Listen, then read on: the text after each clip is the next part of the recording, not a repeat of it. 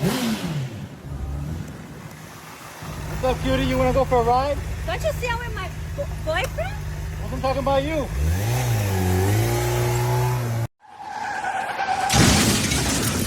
When the bike pulls up, even the boyfriends aren't safe. Tell your wife that if these tariffs end up causing an economic downturn, she'll need to learn to be happy with just one Amazon order per month. Tell her that if you can get excited about the same box over and over, then so can she. Tell her that her stuff ain't even Prime. Oh, that's a good way to get killed. Cheesecake. Apple pie. Chocolate chip cookies. Brownies. Ice cream sundae. S'mores. Banana split. Pumpkin pie. Red velvet cake. Carrot cake. Cobbler. Peach cobbler. Strawberry shortcake. Cake. Layered cake. Boston cream pie. What, guys? Why did this chick have me laughing all the time off of this shit right here? Someone in the comments says that you're worth $350 million. Not exactly that one, but yeah.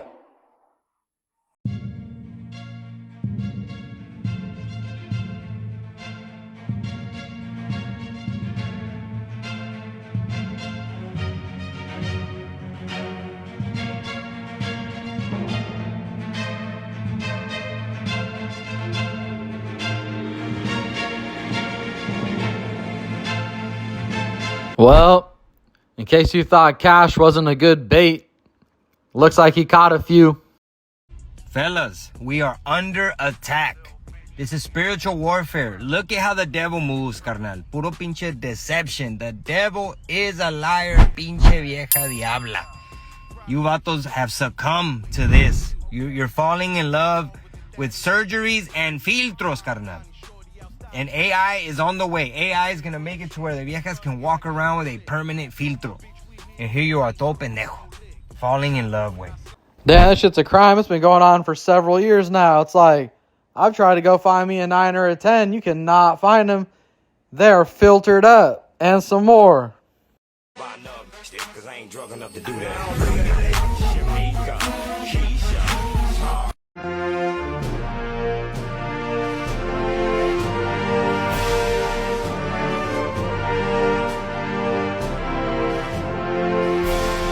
Look, man, you're not depressed, all right? You're just undisciplined. You don't need another therapist. You need a routine. You don't need pills. You need purpose. And you feel low because you've abandoned the man that you were meant to be. You wake up with no urgency, no plan, no structure, and you wonder why life feels heavy. It's not chemical, it's consequences. And the weight that you feel is the weight of wasted potential. Now, you used to be sharper, right? You used to be more locked in. You were a leader. But now you're just scattered, distracted, and soft. And every day you wake up knowing that you're capable of more, but you keep choosing comfort over control. Here's the truth. Discipline is the cure. Structure builds confidence, and purpose kills the pity. And when you start waking up with intention, and you honor your commitments, and move your body daily, all of that fog is going to lift. You don't need to be saved. You need to decide. Decide that the man you are now is no longer welcome in the future. Build the habits, cut the excuses, and show up anyway. You're not broken, you're just undisciplined, right? And this is the thing, discipline is free if you're man enough to earn it. Discipline is absolutely key, fellas. The truth is, it's the biggest gift you can give yourself. It's delayed gratification. It's, doing something you don't want to do right now for something way bigger reward later on. In addition to that, it's important to be honest with yourself, and I think that's what he's describing throughout the entire thing. You got to really look deep and be honest with yourself to get to the point where you can make the changes that need to take place.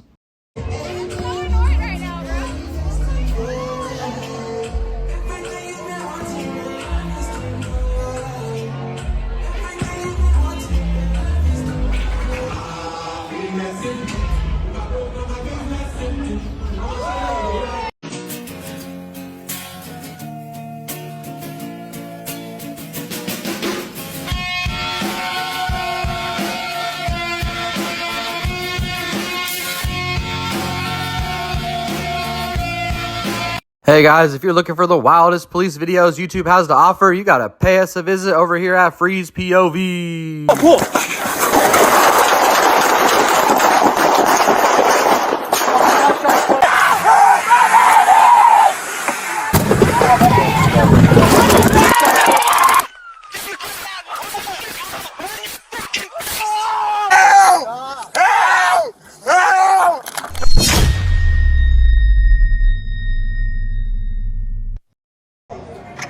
Hello, this is the gambling helpline. How Yeah. can I help? Yes, red or black. This is the gambling helpline. I know I need help. Red or black? Okay, go all in on red. All in on red? All right.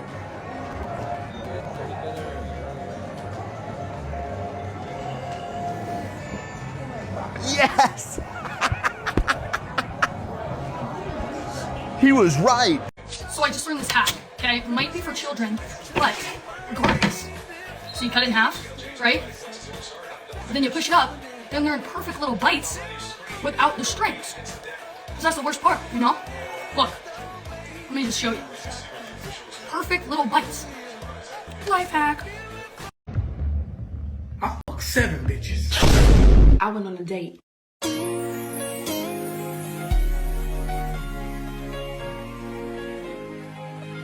In your 20s, you have to realize that literally nothing matters. Let's say you quit your job that you hate to go start a business and it fails miserably. The worst possible scenario is you move back in with your parents, a couple friends make fun of you, and you're back to square one working another job that you hate. What did you lose by trying this? Literally nothing. Oh, I'm scared of what my friends are going to think. What if they judge me or make fun of me? Nobody else's opinion besides yours matters, and if someone judges you, that's your friend. They're not your fucking friend. I have a friend in Tampa who has a YouTube channel with like 5 million subscribers. He does really well for himself, and he told me that when he first started his channel in high school, everyone made fun of him. But instead of quitting, he kept posting and posting and posting until one day his video got like 10 million views and his channel went from 0 to 100K subs overnight. He said the next day when he went into school, every single person that was picking on him was like, yo, dude, you're crushing it. How do I get involved with your YouTube channel? I want to help out. People will only judge you for something until it works. So if you want to quit the job that you already hate, but you're scared of judgment from your friends or family, what the fuck does it matter? Or better yet, you don't want to quit your job because it's good money and you're afraid that you won't be able to find a new one. Newsflash again, there's literally a million different jobs out there you can apply for. I promise you can find a new one. When I started my business in college, it made $0 for 2 years, and my parents were like, dude, when are you going to go find an internship, get a job, you got to get your shit together. If I actually listened to my parents' advice, I'd probably still be living at home making $60K a year working at a job that I hate. Once again, if you want to pursue something, a business, building a personal brand, going viral, becoming an influencer, whatever the fuck it is, just do it, no matter what your parents say, no matter what your friends say. Because guess what? They're only going to judge you until it works. Take that leap. It's either going to be one hell of an experience or a really, really great time. Hey, y'all, come check this shit out. Look at that, boy.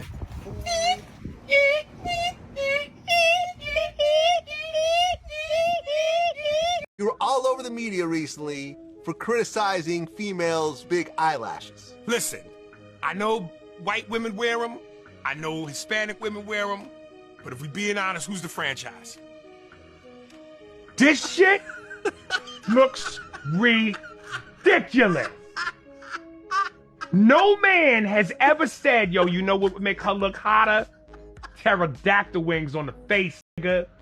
Man, I swear, guys, these women, if they like use their brain as hard as they can, they never come up with logical things. They always side with the complete opposite of what we'd want or the way the world would work, I guess. I'm at a loss for words. Why I wake up at 5 a.m. and I run every morning isn't because I'm a marathon runner or because I'm some kind of triathlete. It's because I fucking hate running, man, and I hate getting up early even more. So I'm starting today by building a non-negotiable standard for myself, which I've come to realize is the only way we can ever grow and improve. When people say no one's coming to save you, they're not talking about how no one's coming to help you reach your goals. They're talking about how no one's coming to save you from yourself. Because without standards, man, we always lose direction and we always fall back to our lowest automatic systems. Binging, procrastinating, clinging to comfort, and the fucking worst one of all, dude, lacking a desire to change because it's just too difficult and discomfort is so distasteful these days. So when I'm out here in the morning, it's not about mileage, it's not about pace, not really. It's about creating a rhythm and creating a standard and a certainty in a world of uncertainty for how I want to see myself throughout the day. And now I have this new energy that I'll bring to everything else I do, knowing that I said yes to getting just a little. How are you a Christian, bro?